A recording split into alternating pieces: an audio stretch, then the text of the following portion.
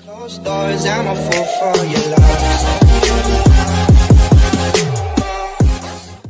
Ang apo ng billionaire na si Thierry Hermes na nagtatag ng Hermes ay nagpaplanong mag-ampon ng kanyang 51 taong gulang na hardinero at iiwanan sa kanya ang $11 bilyong kayamanan.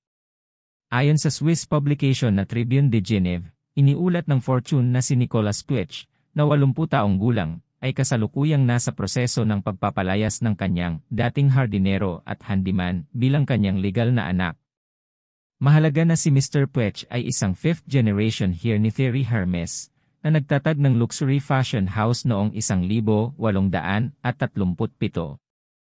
Siya ay hindi kasal at walang anak, at may-ari ng mga 5% hanggang 6% ng kumpanya, na nagkakahalaga ng pagitan ng 9 bilyon at 100 bilyong Swiss francs, pagitan ng $10 3 bilyon at $11.4 bilyon.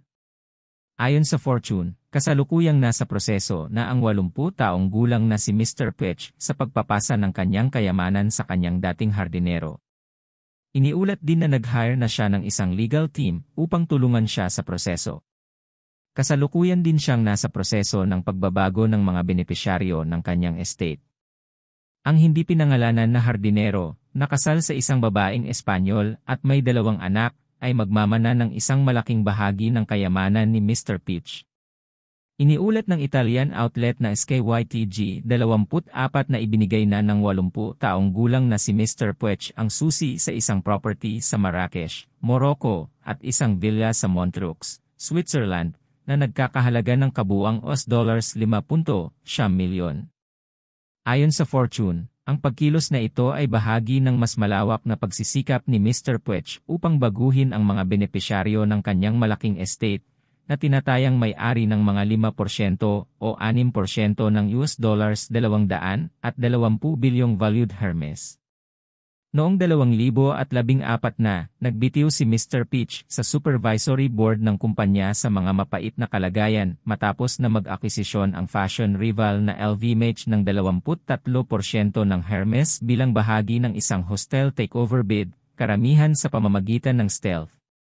Habang ang kanyang ibang mga miyembro ng pamilya ay nagtatag ng isang holding company sa kanilang mga shares, upang hadlangan ang isang takeover ng LVMH. Si Mr. Puech ay nagtaglay ng kanyang stake. Lumitaw na ang alitan na ito sa kanyang mga miyembro ng pamilya, ay nakaimpluwensya sa hindi kapani-paniwalang pagpili ni Mr. Puech ng tagapagmana. Thank you for watching. Don't forget to subscribe, share and ring the notification bell. Thanks again.